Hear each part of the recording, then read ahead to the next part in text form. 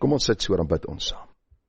Hemelse Vader, ons dank en ons eer U, dat ons in die stilheid van hierdie kerkgebou, Here, die wonderlike voorreg het om U skepping daar buitekant te kan hoor, en te kan weet, God is in beheer. Here, U kan nooit U greep verloor op hierdie wêreld en sy gebeure, en al die dinge wat om ons aangaan nie. U is die soewereine God wat weet, wanneer, wat moet gebeur, hoe dit moet gebeur, en dat U alles laat uitwerk volgens die raad van U wil. Soms is dit vir ons as mens moeilik om te verstaan, want Here, ons ken ten dele, ons kyk na dit wat gebeur, en ons vra somtyds in ons gemoed, want ons is mens, ons is sondig. Die Bybel sê vir ons, van geboorte af, is ons kwaaddoeners. Die Bybel praat van, dat ons leenaars is van die geboorte af. Die waarheid is nie in ons nie. Vader, daarom dank ek U dat U Christus gestuur het, om ons as sondaars te red. En van die dag van ons redding is U besig met hierdie transformasie in ons lewens, om ons meer te verander om te word, soos ons Here Jesus Christus. Ons dank U vir die goeie werk wat U begin het. Ons dank U dat U hierdie goeie werk voortsit, en ons dank U dat U hierdie goeie werk sal voleindig. Here, baie dankie dat U ook ons vanmôre op die paaie bewaar het. Ek het so vanmôre gebid ook vir ons gemeente, en elkeen wat hierheen ry, Here, dat U vir hulle sal bewaar. Ons paaie lyk glad nie goed nie. Here, ons sien hoe mense ry, en ons dank U dat ons vanmôre veilig hier kan wees. Dis nie iets wat ons vanselfsprekend wil aanvaar nie, maar ons sien ook U goedheid hierin, en ons loof en ons prys U naam. Ons bid vanmôre in besonder vir Eben en sy gesin. Ons dink aan sy ma en die omstandighede met sy pa. Ons kan vanmôre hierdie saak net aan U voete neerlê. Here, ons het nie lewe in ons hande nie, maar ons bid vanmôre vir hulle wat op pad is terug Pretoria toe, dat U vir hulle veilig daar sal aanbring, en dat U ook hierdie hele saak sal laat uitspeel, en ten goeie sal laat meewerk vir die wat U liefhet. Geef vir hulle troos, geef vir hulle krag en wysheid, en Here, ons weet nie, as U nog 'n plan met die oom se lewe het, dan sal ons hoor dat dit met hom beter gaan, en later sal dit goed gaan, en later sal hy ontslaan word. En daarom laat ons hierdie saak aan U voete neer, omdat ons beperk is in ons verstaan, en Here, nie die volgende oomblik weet nie, wil ons hulle as gesin aan U voete neerlê, en vra dat U wonderlike wil sal geskied, soos in die hemel, so ook op aarde. Vir ons wat vanmôre hier is, berei asseblief ons harte voor vir die waarheid van U woord, en mag elkeen wat inskakel, die waarheid van U woord aanhoor, mag U dit vir ons maklik maak om te luister, maar Here, ook 'n gewilligheid werk in ons harte om te doen, wat U vir ons in U woord opgeteken het. Ons bid hierdie ding in U naam, en ons bid dit met dankseggings. Amen. Nou vriende, baie dankie vir daardie hartlike samesang. Ons eer die Here dat ons ook op hierdie manier ons harte kan voorberei vir die waarheid van sy woord. Nou, ons is vanmôre weer terug by die boek Genesis. Ons het so 'n bietjie in die boek Psalms vertoef, waar ons 'n bietjie gekyk het na sekere waarhede wat die Here vir ons in sy woord opgeteken het. Vanmôre is ons terug by die boek Genesis, en ek hoop U hou by dat ons hierdie waarhede ter harte kan neem en dit ook kan uitleef. Nou, ek het op 'n stadium agtergekom, as jy so in die oggende 'n boek lees, in die middag 'n ander boek, in die aand 'n ander boek, onthou jy amper beter. Ek het dit nou geleer by een van die teoloë wat gesê het, hy lees 3 verskillende boeke 'n dag. So onthou dit beter. Nou, ek hoop U onthou ook beter as ons 2 verskillende boeke in die Bybel hanteer, en dat U ook dan die waarhede so kan oordra aan ander. Ek dink so dikwels vir myself, dat onthou ons wat verlede week Sondag gepreek was. Het ons hierdie week bietjie moeite gedoen om terug te gaan na Psalm 48 en te kyk na die berg Sion in Jerusalem, wat die Here daarby bedoel en hoe dit van toepassing is op ons, wat lewe in die jaar 2025. Die psalmdigter sê, ek het U woord in my hart gebere, dat ek teen U nie sal sondig nie.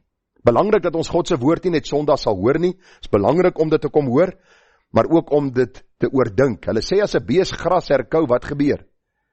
Melk word na vore gebring, né? En hy sluk en al daai prosesse vind plaas, en die Here het dit so bepaal dat ons ook die woord moet herkou, sodat ons vrug kan dra. 30, 60, 100voudig vrug tot sy eer. So, vanmôre kom ons dan uit by hierdie baie besondere Genesis, die 20ste en 21ste hoofstuk. Ons gaan vanmôre praat oor die gedagte van God bly getrou. So as u sien, die teks van oordenking kom uit die Nuwe Testament, moet u nie dink ek het 'n fout gemaak nie. Ek dink die Nuwe Testamentiese teks verduidelik vir ons die Ou Testamentiese gebeure op 'n baie besondere manier. So kom ons hanteer 'n kort oorsig, dan sal u sien waar trek ons nou. Ons is besig met Abraham se lewe. U sal onthou, ons vir u gesê dat die Here Abraham geroep het.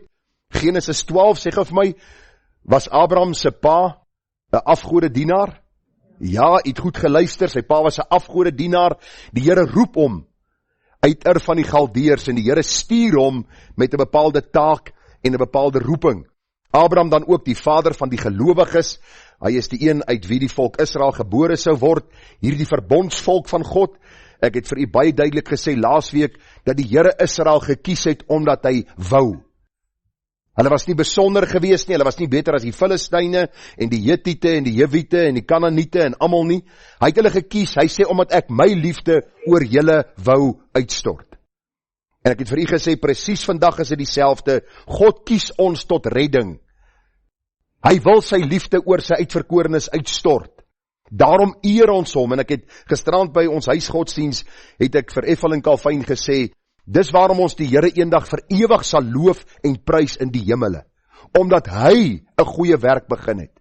Hy het die inisiatief geneem om ons te red. Abraham het God nie gesoek nie, God het Abraham gesoek. En die Here het Abraham geroep en die Here het Abraham gestuur, Genesis 12. Ons het verder gesien, Abraham in Egipte, jy onthou, hy het gevlug, daar was hongersnood en ongehoorsaamheid, hy vertrou nie op die Here nie, kom hy daar by Egipte, net voor hy daar by die poorte instap, sê hy vir Sarai, luister, jy het gedink, jy is my vrou, planne verander, jy is my sissie. En as vir u gesê, die leuen wat hy vertel het, en dan ook die verleentheid, wat Abraham in beland het. Genesis 15, die verbond tussen God en Abraham word bevestig, dat hy groot nageslag sal kry, 'n land in besit sal neem, en nasies sal uit sy lendene na vore kom. Genesis 16, die verkeerde raad wat gevolg was, onthou u vir Sarai, sy sê vir Abraham, ek het 'n goeie plan, die Here het seker vergeet van ons, ek gaan nie swanger word nie, ek is 'n ouerige vrou, so daar gaan nie 'n kind kom nie, hier is my slavin Hagar, kom ons help die Here. Kom ons help om hierdie plan ten uitvoer te bring. Miskien het hy 'n fout gemaak, toe hy vir my en vir jou saam gesit het, en ons vir u gesê, die hartseer gevolge tot vandag toe, met die geboorte van Ismael, en die gedagte, die Bybelse riglyne was die tweede boodskap in ons besluitneming. Moenie verkeerde raad volg nie. Toets altyd die raad aan die Bybel. As iemand vir u iets sê om te doen, en is lynreg teen die woord, dan is God se woord altyd reg, en die raad wat jy verkry is verkeerd. Genesis 18 het gegaan oor Abraham die bidder. U onthou het hy voorbidding gedoen vir Sodom en Gomorra. Die Here, as daar 50 regverdiges is, sal u die stad spaar, en toe 45 en toe 40 en toe spring hy somme in 10 en later vir die Here gesê, Here, u is die regverdige. En toe het ons gekyk, die laaste boodskappe wat ons hanteer het, sal u gereed wees wanneer die oordeel kom, en die sonde van Sodom en Gomorra wat ons hanteer het, die sonde van homoseksualisme, en ook gepraat oor die gedagte, wat moet ons as kerk, as liggaam van Christus se gesindheid wees teenoor hulle, wat vasgevang is in hierdie sonde van Sodom en Gomorra, en hoe kan ons ook hulle begelei in die waarheid van die woord. Vanmôre gaan ons bietjie met u praat oor God bly getrou. Dis amper soos déjà vu, ons gaan weer sien hoe Abraham presies dieselfde gedoen het as in Genesis 12. Dis asof ons wil teruggaan in ons gedagte na Genesis 12 en ons is tog nou vanmôre by Genesis 20. 25 jaar plus minus het nou verloop in hierdie roeping van Abraham tot waar ons vanmôre trek. En kom ons kyk wat gebeur en ons lees saam daar uit Genesis 20. Ons lees vers 1 tot 18. En Abraham het daarvandaan weggetrek na die suidland en gaan woon tussen Kades en Sur en in Gerar as vreemdeling vertoef. En Abraham het van Sara sy vrou gesê, sy is my suster. Toe laat Abimelech, die koning van Gerar, Sara haal. Maar God het in die nag by Abimelech gekom in 'n droom en vir hom gesê, kyk, jy sal sterwe ter wille van die vrou wat jy laat haal het, want sy is 'n getroude vrou. Maar Abimelech het nog nie naby haar gekom nie, daarom het hy gevra, Here, sal hy ook 'n regverdige nasie ombring? Het hy my nie self gesê nie, sy is my suster? En sy het self ook gesê, hy is my broer. In die onskuld van my hart en in die reinheid van my hande het ek dit gedoen. Daarop antwoord God hom in die droom. Ek weet ook dat jy dit in die onskuld van jou hart gedoen het. En ek self het jou daarvan teruggehou om nie teen my te sondig nie. Daarom het ek jou nie toegelaat om haar aan te raak nie. Nou vriende, mense het baie, jammer ek onderbreek die skriflesing, maar mense het baie te sê oor die soewereiniteit van God. Nou as u hierdie vers lees, en jy glo nie aan God se soewereiniteit, dat hy alles bepaal en beskik, dat hy sommige mense weerhou om sekere dinge te doen, ander mense toelaat om dinge te doen, dan weet ek nie, hoe lees jy die skrif nie. Die probleem wat die meeste kerke vandag het, is die God van die Bybel, is vir hulle nie aanvaarbaar nie. Luister, die meeste preke wat vandag gepreek sal word, sal nie 'n boodskap wees waar God reg afgeskilder word nie. Die meeste kerke vandag het 'n God uitgekap, wat volgens hulle tradisie, hulle oorleweringe, hulle verstaan van die skrif, werk en optree. Die Bybel sê vir ons baie duidelik, dat die Here vir Abimelech sê, ek het jou weerhou van, om aan hierdie vrou te raak. Vers 7, nou sê die Here vir hom, gee dan nou die man se vrou terug, want hy is 'n profeet, en hy sal vir jou bid, dat jy kan lewe. Maar as jy haar nie teruggee nie, weet, dat jy sekerlik sal sterwe, jy en almal wat aan jou behoort. Abimelech is toe die môre vroeg op, en het al sy dienaars geroep, en die hele saak voor hulle ore vertel, toe was die manne baie bang. En Abimelech het Abraham laat roep, en hom gevra, wat het jy ons aangedoen? En wat het ek teen jou gesondig, dat jy oor my en my koninkryk 'n groot sonde gebring het? Dinge wat nie mag gebeur nie, het jy my aangedoen. Ek wil hê jy moet saam met my die prentjie sien. Ek dink Abraham het bloed rooi van skaamte geword. As jy nie skaam kry oor jou leuns, as jy uitgevang word, is daar iets fout in jou siel. Abraham word deur Abimelech geroep. Abimelech sê vir hom, luister, ek weet presies wat jy gedoen het. Wie het vir jou gesê? Moenie nou daaroor worry nie. Jy het vir my gelieg. Verder sê Abimelech vir Abraham, wat was jou bedoeling, dat jy dit gedoen het? Abraham antwoord, ek het gedink daar is regtig geen vrees vir God in hierdie plek nie, sodat hulle my oor my vrou sal doodmaak. En sy is ook werklik my suster, sy is my vader se dogter, maar nie my moeder se dogter nie, en sy het my vrou geword. En toe God my uit die huis van my vader laat omswerf het ek aan haar gesê, dit is die guns wat jy van jou kant aan my moet bewys. Op elke plek waar ons kom, moet jy van my sê, hy is my broer. Toe neem Abimelech kleinvee en beeste, ook slawe en slavinne, en gee dit aan Abraham, ook sy vrou Sara, het hy aan hom teruggegee. En Abimelech sê, daar lê die land voor jou oop, woon waar dit goed is in jou oë. En vir Sara sê hy, hier gee ek aan jou broer 1000 sikkel silwer, kyk, dit is vir jou 'n bedekking van die oë met betrekking tot elkeen wat by jou is, sodat jy in elke opsig regverdig is. Toe het Abraham tot God gebid, en God het Abimelech gesond gemaak, ook sy vrou en sy slavinne, sodat hulle kon baar. Want die Here het elke moederskoot van die huis van Abimelech geheel en al toegesluit, terwille van Sara, die vrou van Abraham.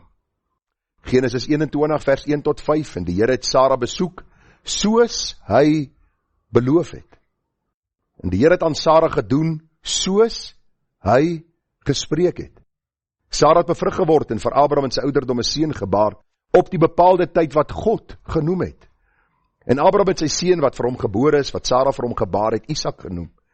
En Abraham het sy seun Isak besny toe hy 8 oud was, soos God hom beveel het.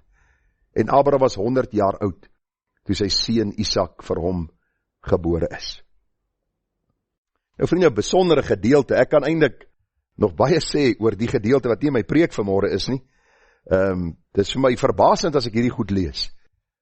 Onthou u vir Abraham, toe Lot en sy kinders en almal weggevoer is deur die 5 konings, toe hulle die stad van Sodom en Gomorra ingeval het Abraham die 5 konings agterna gesit en sy broerskind Lot gered met sy vrou en al die besittings. Hier is hy kwansy's bang, toe hy by Abimelech aankom. Ek verstaan nie altyd alles nie, en ek gaan vanmôre sien, baie keer verstaan ons nie altyd mense se optredes nie. Daarom gaan ons vanmôre met u praat oor die gedagte Hier uit 2 Timoteus 2 vers 13, as ons ontrou is, hy God bly getrou. Hy kan homself nie verloon nie. Dis die tema van vanmôre. God bly getrou. As ons na Abraham se lewe kyk, verstaan ons nie altyd nie. As ek na my en jou lewe kyk, verstaan ek nie altyd nie. Maar vanmôre kom bemoedig ek jou met die gedagte, dat God bly getrou. Dis die een aan wie ons behoort, die ewige verbondsgod, die God van Abraham, Isak en Jakob. Nou toe ek hierdie week hierdie boodskap voorberei, het ek daaraan gedink, vriende, en ek het al baie gepreek uit Genesis en uit baie ander boeke in die Bybel, en baie keer is dit boodskappe wat ek al gepreek het, wat ek weer van nuut af bekyk en sien wat die Here vir ons wil kom leer. En wat ek gesien het in hierdie gedeelte is, dat dit vir my amper ondenkbaar is, dat Abraham na 25 jaar, luister, na 25 jaar se wandel met God, waar hy God se genade, sy liefde, sy beskerming ervaar het, nog steeds dink, dat God ontrou sal wees aan sy beloftes, deur nie vir hom 'n seun en deur nie vir hom 'n land te gee nie. Na 25 jaar het Abraham nog nie besef dat God 'n waarmaker van sy woord is nie. Abraham beleef hoogtepunte in sy geestelike lewe by die altaar waar hy God aanbid, waar God die verbond met hom hernie, en dan vind ons hierdie laagtepunte in Abraham se lewe waar hy begin twyfel aan God se beloftes, waar hy verkeerde raad volg en waar hy blaatant eenvoudig sondig teenoor God en teenoor die hemele. Vriende, Abraham tree op tipies, soos die mens in sy aard en in sy natuur optree. In plaas van om God en volle te vertrou en terug te kyk oor sy lewe en God se genade en sy getrouheid en sy versorging raak te sien, is hy besig om soos Jakob te skiem. Jy ken mos, dis 'n mooi Afrikaanse woord wat ons gebruik. Nee, jy skiem, jy's besig om so bietjie dinge te probeer stuur in 'n rigting dat dit wat jy graag wil hê, dan ook verkry sal word. Hy maak planne om sy eie lewe te red en gemaklik te maak. Dit terwyl God vir hom in sy woord gesê het, en deurdat God met hom gepraat het en hom gesê het, Abraham, hier is my beloftes, wandel voor my aangesig, dan sal jy opreg wees. Nou, jy moet onthou, vriende, dat die Here nie meer met ons praat as hy met Abraham praat nie. Ek wil dit net as 'n voetnota vanmôre noem. Waarom praat die Here nie meer met ons soos hy met Abraham praat, of soos met Abimelech deur die droom gepraat het nie? Eenvoudig omdat ons die Bybel vandag het. Ons het die volmaakte kanon, die 66 boeke van die Bybel. Dit wat die Here gekommunikeer het aan sy mense in die Ou Testament en die Nuwe Testament, is vir ons neergepen, sodat ons deur die werking van die Heilige Gees kan verstaan wat die Here vir ons in gedagte het. Ek sê onlangs vir iemand, dink julle dat die Heilige Gees die Bybel sal inspireer? Die Bybel sê die hele skrif is deur God ingegee. Dink ons dat die Here die Bybel sal inspireer deur sy Gees? En dan sal die Here op ander maniere vandag met ons praat, deur 'n profeet of deur een of ander snaakse ervaring of belewenis. Ek dink ons het nodig om te sien dat God se woord autoritair is. En hierdie woord van die Here is die woord wat ons lewens verander en vernuwe en ons lei op die weg van geregtigheid. So ons gaan vanmôre na 3 gedagtes kyk rondom Abraham se ontrouheid. Na 25 jaar doen Abraham presies wat hy gedoen het in Genesis 12. Hy vertel 'n leuen, hy probeer hierdie leuen so 'n bietjie inkleer deur te sê, maar sy's eintlik werklik my suster. Weet, ons het dieselfde pa, maar ons nie dieselfde ma nie. So eintlik is sy my suster. Hy probeer nog verskoning maak vir sy sonde. En die Here moes hierdie saak baie duidelik in sy midde kom lê. Sarai is nie jou sussie nie. Sy het jou vrou geword. Nou sê baie mense, jak, die ou met jou suster trou. Dis skrikkelik. Luister, Kain het ook met sy sussie getrou, so net so te, as jy dit nie weet nie. Mag jy vandag met jou sussie trou? Nee. Hoekom nie? Want sy is jou sussie. En die Bybel sê vir ons in Levitikus 20 dat die Here die wette daar gestel het. Dat 'n seun nie meer met sy suster mag trou of 'n suster met haar broer mag trou nie. Daar is sekere familieverbintenisse wat die Here gesê het, jy mag nie daaroor gaan nie. Aan die begin het God dit toegelaat om die nasie te bou, om die wêreldbevolking te bou, en toe het die Here 'n wet in Levitikus 20 vasgestel wat ons nie mag oorskry nie. Ons mag hierdie wet van God nie verbreek nie. So net dat u kan weet, die Bybel is 'n boek van progressiewe openbaringe. Daar's sekere dinge wat die Here toegelaat het by sekere tye, en ons sien in Levitikus 20 dat die Here dan ook gesê het, dit is nou taboe dat ons dit nie meer mag doen nie. Abraham trou met Sarai, en alhoewel hulle dieselfde vader gehad het, nie dieselfde moeder nie, het Sarai sy vrou geword, of Sarah sy vrou geword. En kom ons kyk na die 3 gedagtes vanmôre. Die eerste gedagte, Abraham se ontrouheid. Ons moet altyd wegval by die probleem. Die Bybel is wonderlik, hy skep vir ons die probleemsituasie, hy sê hoe mense optree in hierdie probleemsituasie, en dan gee die Here vir ons die oplossing, of dan ook die uitkoms, in sy getroue handelinge met ons. Hoofstuk 20 vers 2 sê, en Abraham het van Sarah sy vrou gesê, sy is my suster. Toe laat Abimelech die koning van Gerar Sarah haal. Nou, ek dink Sarah hier was 'n verskriklike mooi vrou. Want op hierdie ouderdom wat 'n koning haar nog vat na sy paleis toe, moes sy seker beeldskoon gewees het. Maar hy gaan haal haar en hy vat haar na sy paleis toe, vers 11. Nadat Abraham uitgevang is oor hierdie sonde van hom, lees ons in vers 11, en Abraham antwoord, dis nou vir die koning, en hy sê, ek het gedink, daar is regtig geen vrees vir God in hierdie plek nie, sodat hulle my oor my vrou sal doodmaak. So wie het eintlik gevrees hier? Abraham was die man wat gevrees het. Hy tree selfsugtig op. En toe God my uit die huis van my vader laat omswerf het ek aan haar gesê, dit is die guns wat jy van jou kant aan my moet bewys. Op elke plek waar ons kom, moet jy van my sê, hy is my broer. Het is geweldig as 'n mens daaraan dink dat hulle ooreengekom het om te sondig. Onthou, hou dit in die agterkop, want ons gaan nou 'n bietjie uitkom by nog 'n man en vrou wat ooreengekom het om te lieg. En wat met hulle gebeur het. Ons sal bietjie daaroor praat nou. Maar hier sien ons in Abraham se lewe vrees, ons sien leuns en ons sien selfsug. Hierdie goed gaan gewoonlik hand aan hand met mekaar. En u moet vanmôre sien uit Abraham se lewe dat u en ek net sowel Abraham kon wees. Ons het presies dieselfde sondige neigings, dieselfde sondige hart, dieselfde probleme. U sien, Abraham sukkel om God te glo. Terwyl God vir hom in Genesis 12, 15 en 17 gesê het, Abraham, ek sal jou lei, ek het jou geroep, ek sal jou lei, en ek sal vir jou gee wat ek jou beloof het. Intussen tyd, in daardie 25 jaar was God besig om Abraham op die proef te stel, sy geloof te toets. Ons gaan volgende week kyk waar Abraham sy seun moes offer, hoe God verder sy geloof toets. Luister, die Here het nie aan die kruis gesterf vir my en jou gemak nie, maar vir ons heiligheid.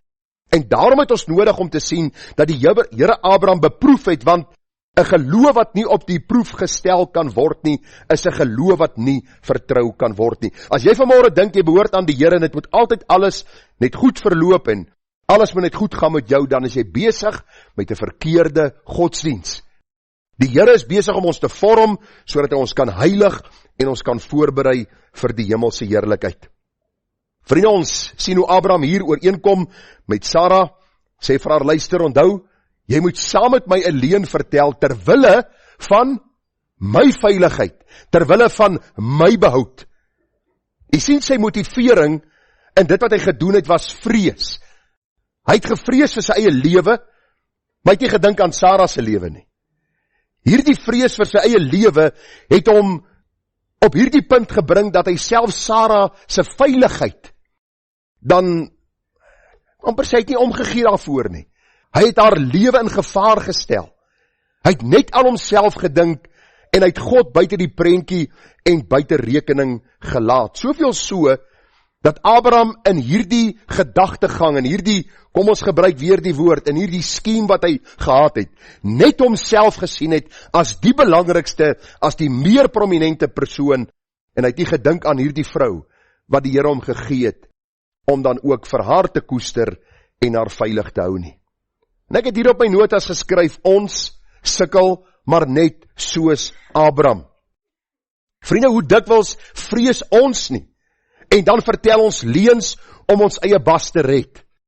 Luister vanmôre, ons tree dikwels selfsugtig op, wanneer ons in 'n hoek gedruk word, deur mense wat sekere vrae vir ons vra, dinge wat ons gedoen het of nie gedoen het nie, en ons lieg maklik, en ons lieg vinnig, en ons dink dat God tevrede is met ons leuns.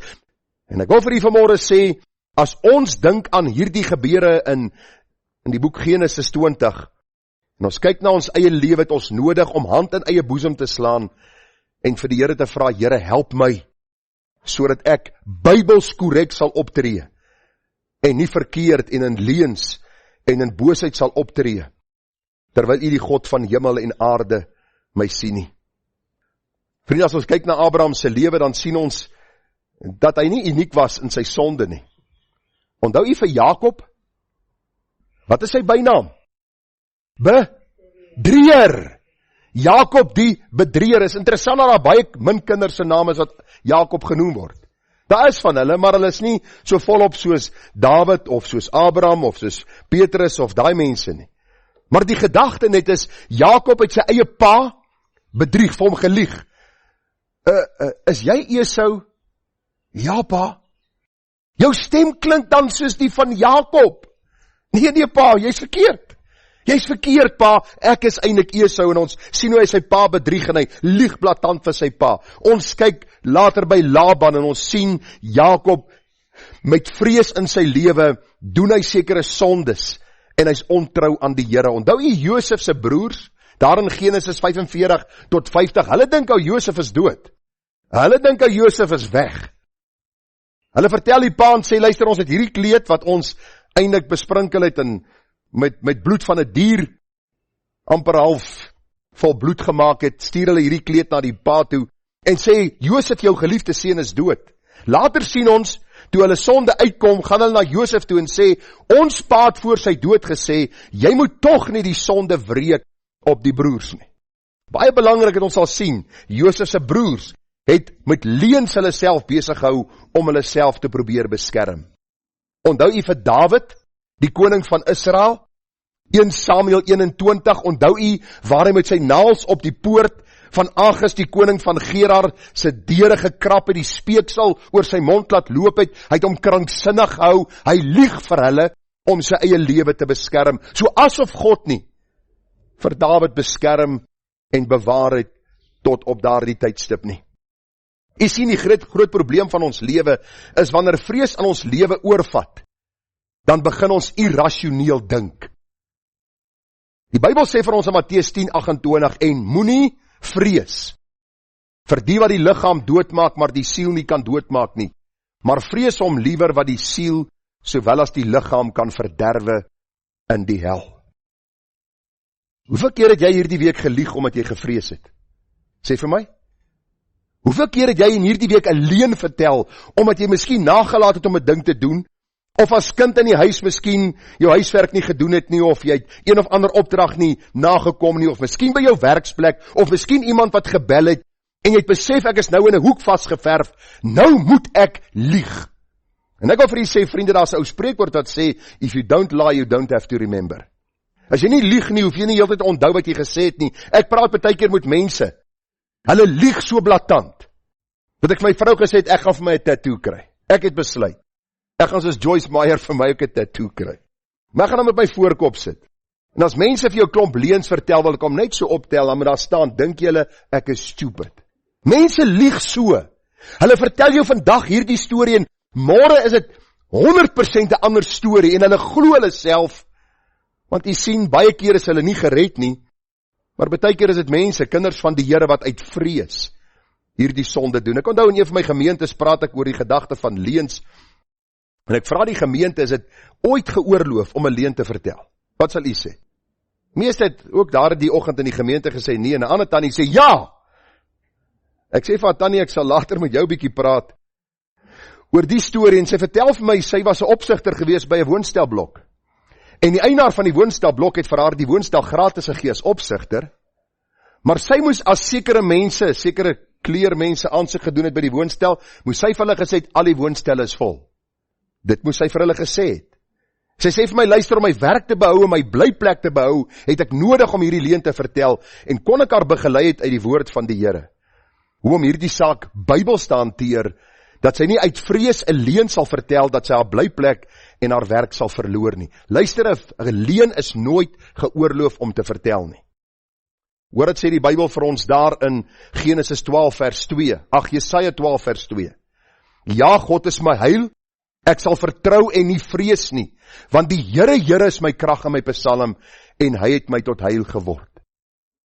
U sien, Abraham vrees koning Abimelech meer as wat hy God vrees. Tog het God hom op 'n besondere manier aan Abraham geopenbaar en Abraham styer toe die vrees hom oorweldig en hy sê vir Sara, lieg saam met my, vertel saam met my 'n leuen, terwyl die Bybel vir ons duidelik sê, ons kan op die Here vertrou. Wat ook al jou situasie, by die werk, by jou huis, waar ook al, vertrou op die Here dat hy vir jou 'n uitkoms sal gee en dat jy nie hoef te lieg en later, soos Abraham uitgevang word en dan met 'n rooi gesig sit en jou getuienis skade doen en jou lewe vernietig nie. Die Here sê vir ons in Jesaja 50 vers 10, wie is daar onder julle wat die Here vrees, wat na die stem van sy knegt luister, wat in die duisternisse wandel en geen ligstraal sien nie? Laat hy vertrou op die naam van die Here en steun op sy God. Vrees moet ons nie so verblind, dat ons dinge doen, wat lynreg teen God se woord is nie. Mense dink om 'n leuen te vertel is maar net, ag ek het nou 'n leuen vertel, hoe kes, niemand het seer gekry daardeur nie. As u vanmôre net hoor wat ek nou sê, dan het u genoeg gehoor van die preek. Christus is aan die kruis verbrysel vir jou en my leuns. Hy het gesterf aan die kruis vir jou en my leuns. Daarom is leuns 'n verskriklike sonde, want Christus is verbrysel. Hy is aan die kruis vasgenaal vir my en jou leuns. En dan sê die Bybel vir ons in Johannes 8:44 dat die duiwel die vader van die leuns is. Wanneer ons kan kies by leuns, het sy deur vrees of wat ook al gemotiveer, openbaar ons meer die karakter van Satan as die karakter van Christus. As jy vanmôre ongemaklik raak oor u lewe van leuns, is ek bitter dankbaar. Want dan kan u kom by die bron van waarheid, Jesus Christus. Ek het vir u gesê, baie mense vertel leuns, en as jou lewe gekenmerk word deur leuns, is jy heel moontlik nie 'n kind van die Here nie. As daar van tyd tot tyd leuns in jou lewe is, het jy nodig om jou lewe voor die Here te ondersoek. Waarom? Want ons sien dat kinders van die Here ook leuns kan vertel. Soos in die geval van Abraham, toe vrees hom gedryf het om 'n leuen te vertel. Jesaja 51:7 sê, luister na my julle wat die geregtigheid ken, volk in wie se hart my wet is. Wees nie bevrees vir die smaad van mense en die skrik nie, vir hulle skimtaal nie. Ek is dit wat julle troos. Wie is jy? Dat jy bevrees is vir die mens wat moet sterwe en vir die mense kind wat oorgegee word soos gras. Dat jy vergeet die Here wat jou gemaak het, wat die hemel uitgesprei en die aarde gegrond het, dat jy gedurig deur die hele dag bewe vir die grimmigheid van die verdrukker, as hy dit daarop toelê om te verwoes. Waar is dan die grimmigheid van die verdrukker? Kan u agterkom wat die Bybel vir ons wil leer? Abraham is banger vir Abimelech as vir die God wat Abimelech geskaap het.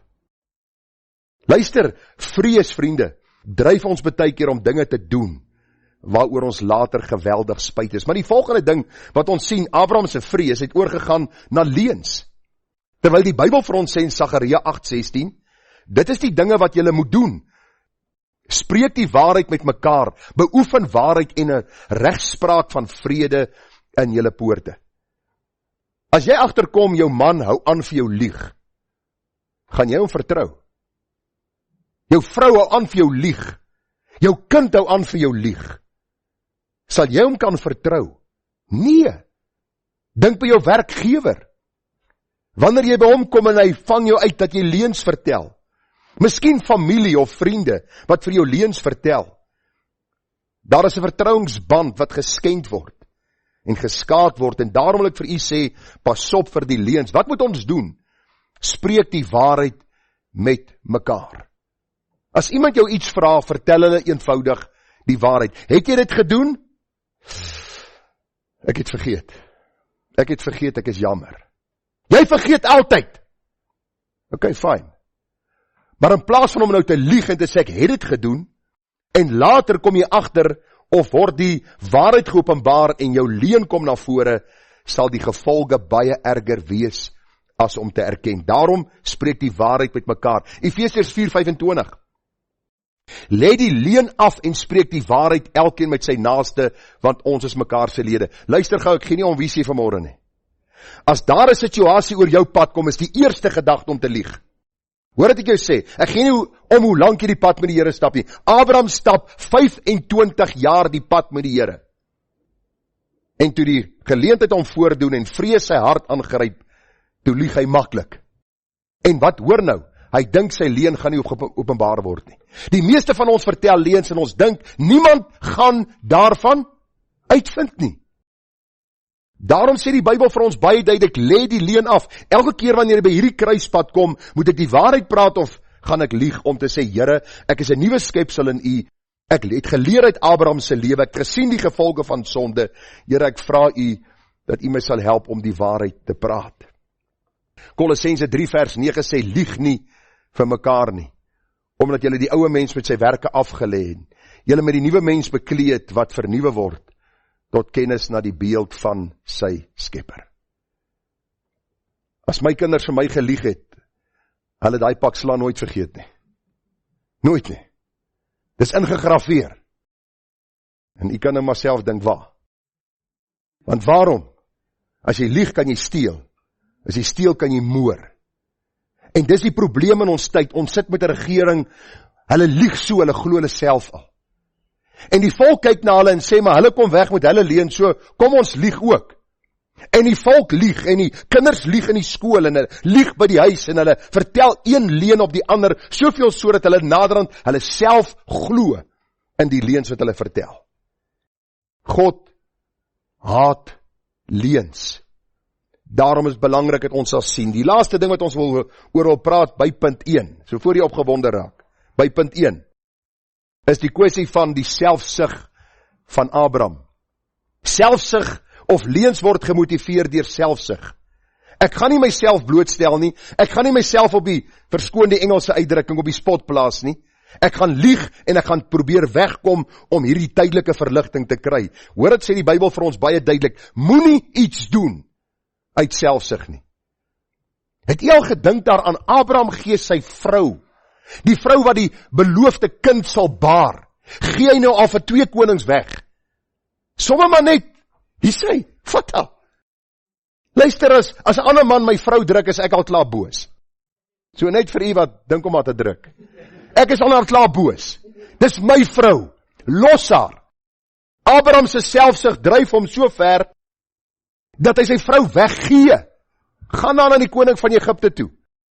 Dit kan beteken dat daar gemeenskap dat die koning van Egipte gemeenskap met Sara sou gehad het. Die koning Abimelech gemeenskap het daar sou gehad het.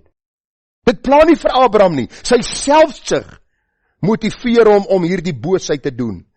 Dan wil ek vir jou sê, maak seker dat jy nie selfsugtig is in jou lewe en dat vrees en leuns jou lewe domineer nie. Die Bybel sê vir ons in Jakobus 3, jy moet tog hierdie verse probeer memoriseer. Vers 13 tot 17 wat sê, wees wys en verstandig onder julle. Laat hom uit sy goeie lewenswandel sy werke in sagmoedige wysheid toon. Wat is hierdie werke? So nou sien wat die Bybel vir ons leer. As julle bittere afguns en selfsug in julle harte het, moenie roem en lieg teen die waarheid nie. Die wysheid van bo wat van bo kom, verskoon, dit is nie die wysheid wat van bo kom nie, maar is aards, natuurlik duiwels. Want waar afguns en selfsug is, hoor nou, daar is wanorde en gemeene dade. Ek dink dit is gemeen van Abraham gewees, om sy vrou so bloot te stel. Hoeveel keer het ons vrou en kinders al blootgestel? Of ons man en kinders deur leuns? Goed wat ons gesê het. Ons self probeer spaar deur die skuld te plaas op 'n ander een, of 'n leuen te vertel. Die wysheid van bo aan die ander kant is rein, vredelievend, vriendelik, geseglik, vol barmhartigheid en goeie vrugte, onpartydig en ongeveins. Belangrik dat ons hierdie groot waarheid sal sien. Abraham, in sy ontrouheid, vertel 'n leuen. Waarom vrees motiveer hom? Hy vertel 'n leuen en hy tree selfsugtig op, soveel so, dat sy vrou blootgestel word. Die volgende gedagte, God se tug. As u saam met my hierdie gedeelte gelees het, sou u gesê het, maar hierdie het nie baie na tug gelyk nie, want hy het sommer geskenke gekry vir sy leuen.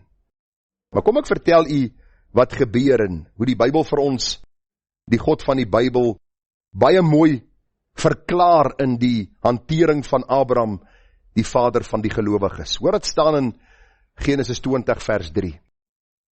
God het in die nag by Abimelech gekom, en 'n droom het vir hom gesê, kyk, jy sal sterwe ter wille van die vrou wat jy laat haal het. Want sy is 'n getroude vrou. En vers 8 sê, Abimelech is toe die môre vroeg op, en al sy dienaars, hy het hulle geroep en die saak voor hulle ore vertel. Toe was die manne bang, want daar was vrees vir God in hierdie plek. En Abimelech het Abraham laat roep en vir hom gevra, wat het jy ons aangedoen? Nou wil ek hê jy moet die scenario sien. Hier staan Abimelech met sy raadsmanne, hulle laat roep vir Abraham, hier kom Abraham alleen, want waar is Sarah? Sy is in die paleis van Abimelech. En hier staan hy voor hierdie raadsmanne. En Abimelech vra vir Abraham, wat het jy gedoen? Nou sien ek vir Abraham, waarvan praat jy?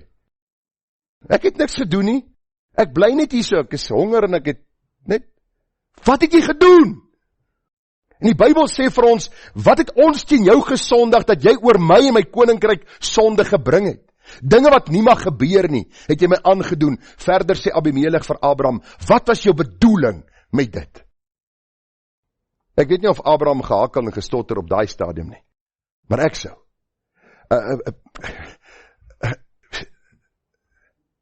Hy weet nie wat om te sê nie. Was jy al uitgevang oor jou leuns? Het jy al voor iemand gestaan, man of vrou? Het jy al as kind voor jou pa gestaan of onderwyser en het jou uitgevang?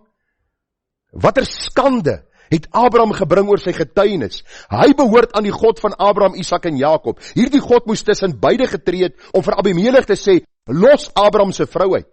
Hierdie goddelose koning in die oë van Abraham roep vir Abraham en sê vir hom, wat het jy gedoen? Verduidelik jouself. Jy het my en my koninkryk in hierdie ellende gedompel. Waarom het jy dit gedoen? Wat was jou motivering? Wat was agter alles gewees? En Abraham vertel van die vrees wat hom gedryf het en dat hy ooreengekom het met sy vrou Sarah. En ek het daaraan gedink toe ek hierdie boodskap voorberei het.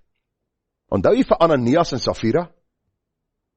God het hulle doodgemaak oor hulle leuns.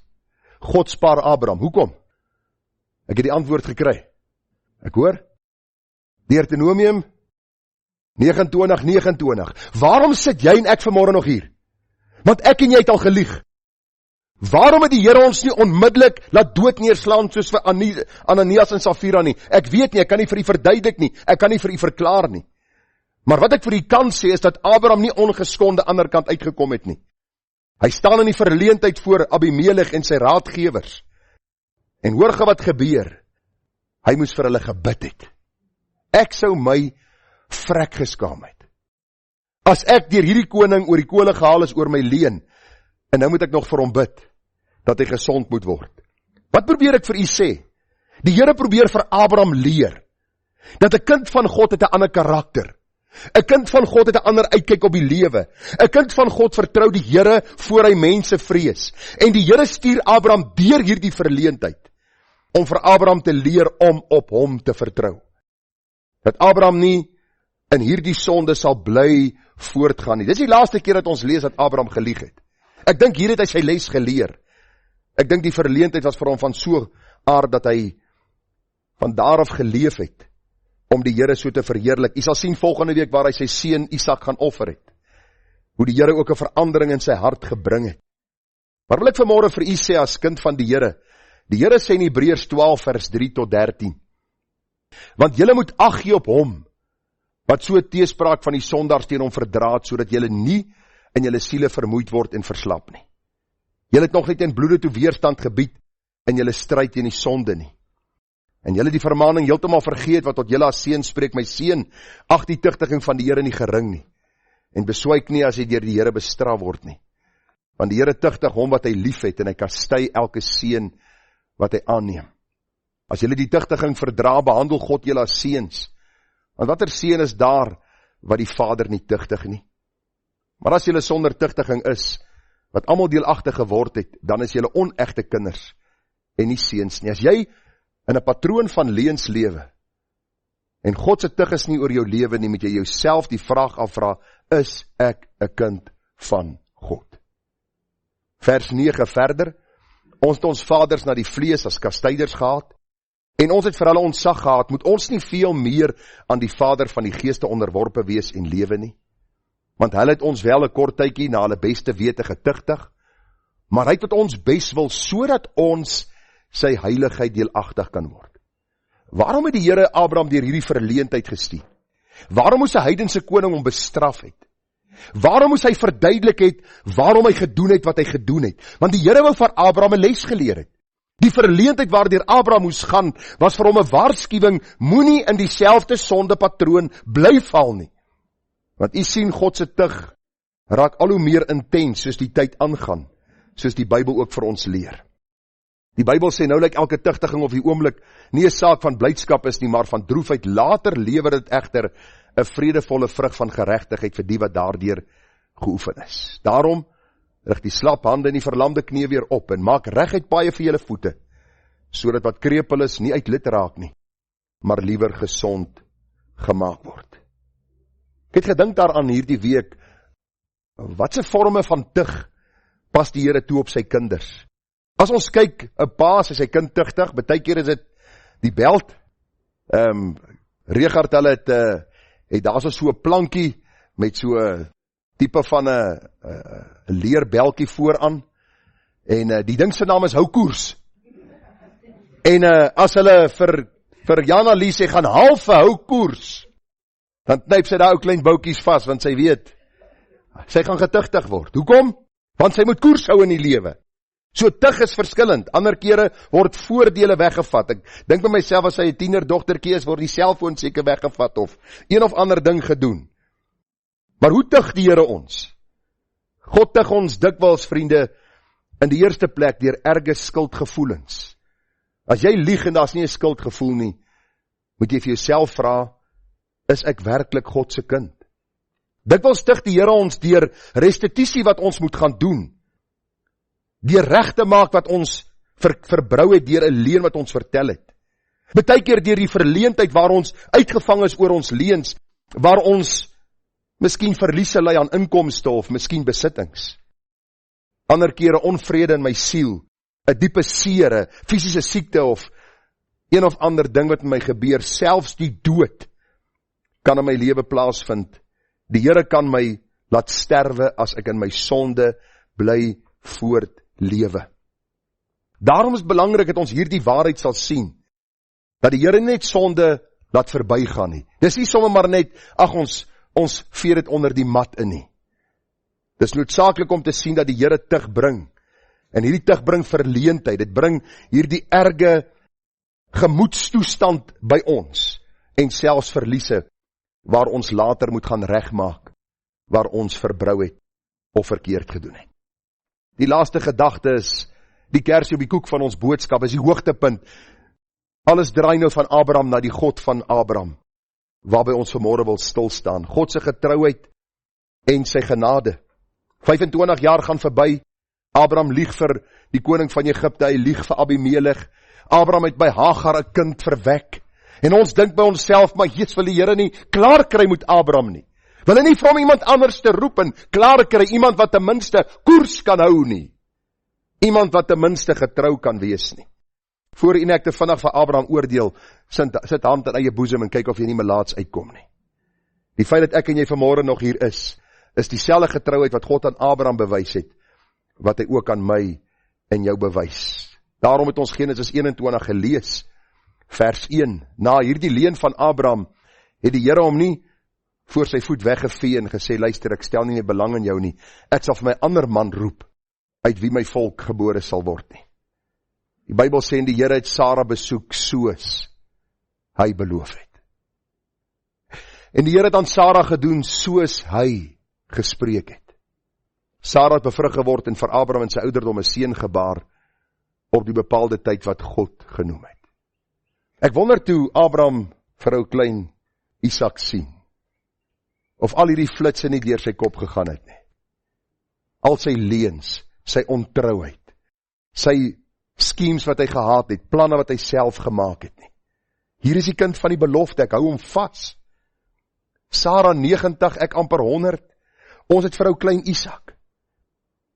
En ek dink by myself dikwels, nadat ons gesondig het, en God bewys genade aan ons, is daar nie by jou dikwels hartseer, en pyn en droefheid, dat jy hierdie God van die Bybel teleurgestel het nie. Dit bring ons by ons teks van oordenking. As ons ontrou is, hy bly getrou. Hy kan homself nie verloon nie. Wat bedoel hier die vers? Ek het bietjie gaan lees wat Dr. Walvoort en Zak sê in hulle Bible Knowledge Commentary, en hy skryf, Christ cannot disown himself. Therefore he will not deny even unprofitable members of his own body. True children of God cannot become something other than children, even when disobedient and weak. Christ's faithfulness to Christians is not contingent on their faithfulness to him. Luister vanmôre.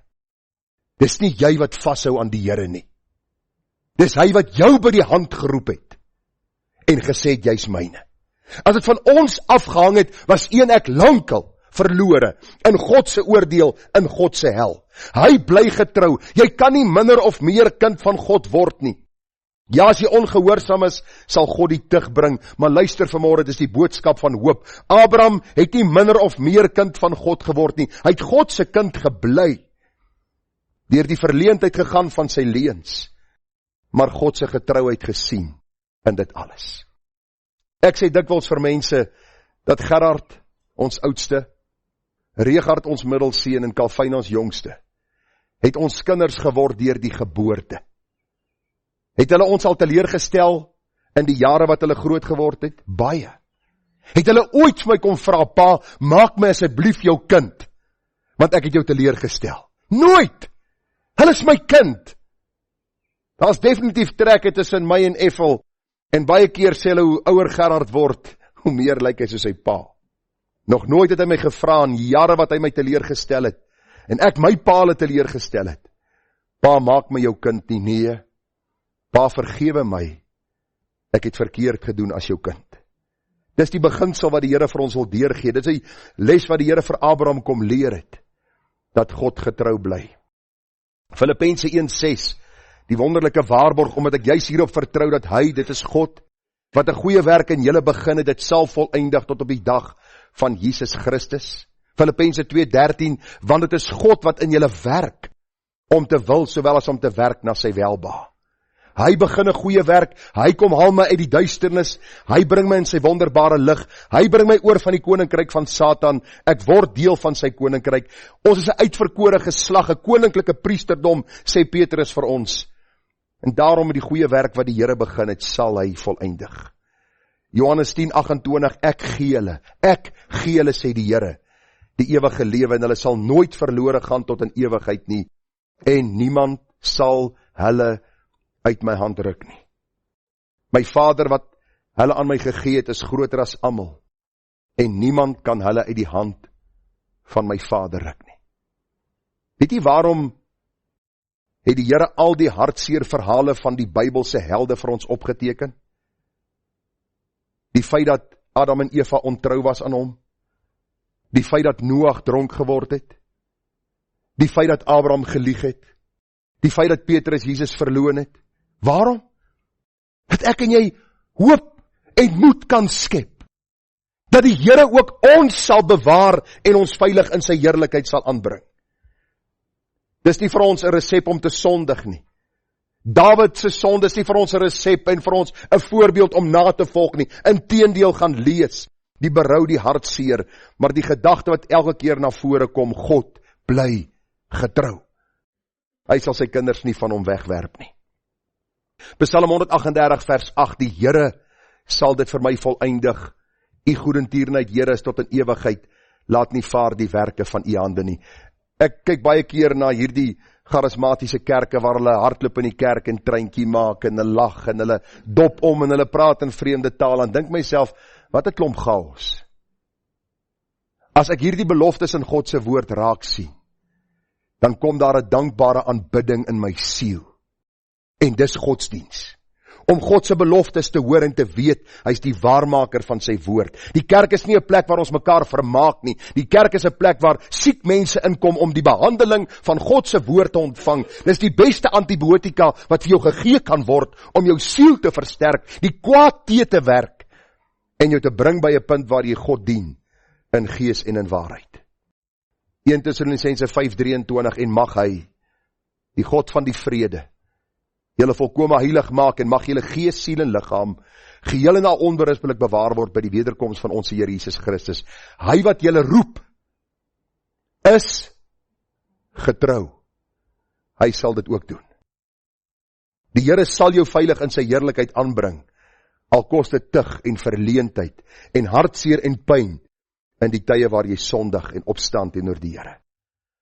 Vir u wat die beradingskursus doen, sal vir Dr. J. Adams ken, oor 100 boeke geskryf, staan bekend as die vader van nothetiese berading of Bybelse berading, en hy skryf, hy sê, God's grace is always greater than all our sin. Not only to help us overcome it, but also in order to enable us and others to learn valuable truths from it. He is in the business of turning tragedies into triumphs. Abraham stap weg by Abimelech met 'n rooi gesig. Wonder toe hy weggestap het of hy by homself gedink het, Abraham, jy moes nou bid vir 'n heidense koning, terwyl jy die geroepe gesand, die profeet van God is. God slaan hom nie daar dood neer nie. Die volgende hoofstuk lees ons van die kind wat gebore is. En God kom leer vir Abraham, al is jy ontrou, ek bly getrou. As jy vanmorgen miskien hier sit en by jouself dink, maar dis 'n lekker godsdiens hierdie. Net die Here aanneem, dan kan ek maak wat ek wil, dan mis jy die punt. Ek sluit af met die laaste verse. Jy sien, ons het vanoggend gekyk na God bly getrou, Abraham se ontrouheid. Vrees, leuns en selfsug was sy motivering in plaas van geloof, 'n vaste vertroue in God. God se tug, heidense koning, moes hom berisp, hy moes voor almal erken wat sy sonde is. Hy moes vir hulle gebid het. En die Bybel sê vir ons, God se getrouheid en genade staan uit. Nou sê die Here vir ons in die Nuwe Testament, my kinders, as jy vanmôre 'n kind van God is, sal daar in jou siel iets gebeur as jy hierdie woorde hoor. My kinders. Ek skryf hierdie dinge aan julle dat julle nie moet sondig nie. Dis waarom God vir Abraham geroep het, waarom die Here my en jou gered het. My kinders, ek skryf hierdie dinge dat julle nie moet sondig nie. En as iemand gesondig het, ons te voorspraak by die Vader Jesus Christus, die regverdige. Hy is 'n versoening vir ons sondes en nie alleen vir ons nie, maar ook vir die van die hele wêreld. U sien, vriende, as ek waarlik God se kind is, om liefhet en dien, beteken dit nie dat ek nooit sal sondig nie. Wat dit beteken is dat wanneer ek gesondig het, in die swakheid van my vlees, wanneer ek nie gewaak en gebid het nie, ek opnuut sal soek en haastig sal wees om my verhouding met God te herstel. Alles ons ontrou, hy bly getrou. En ek vertrou dat u vanmôre deur hierdie boodskap bemoedig sal word, om na die Here te vlug en nie van hom weg te vlug, wanneer u gesondig het. U gaan maak reg wat u verkeerd gedoen het. Herstel u verhouding met die Here en met ander mense. En vertrou die Here om jou veilig in sy heerlikheid aan te bring. Want hy wat jou geroep het, is getrou. Hy sal homself nie verloon nie. Kom ons bid saam. Vader, ons bid vir groot wysheid en insig en genade, dat ons in hierdie saak eerbaar sal handel voor u. Here, help vir ons om uit Abraham se lewe te leer, maar bo alles ons te verheug in die God van Abraham, in die God van Isak en die God van Jakob. Leer ons dat om opreg voor u te wandel is 'n baie beter lewe as om te skiem en ons eie dinge te probeer in 'n rigting stuur waar dit vir ons beter sal wees of sal help. Help ons, Here, om in hierdie saak eerbaar en heilig voor u te lewe. Bewaar ons van leuns, bewaar ons van vrees en selfsug. Leer ons, Here, dat sonde het gevolge, maar skenk ook genade dat ons altyd sal vlug na die kruis. Want deur te sien op die kruis is daar lewe en heil. Is daar lewe vir jou en vir my. Sien gelowig op hom word gereinig en leef, want verlossing bied Jesus jou vry. Vader, verheerlik u self deur die Seun in die kragvolle werking van die Heilige Gees. Amen.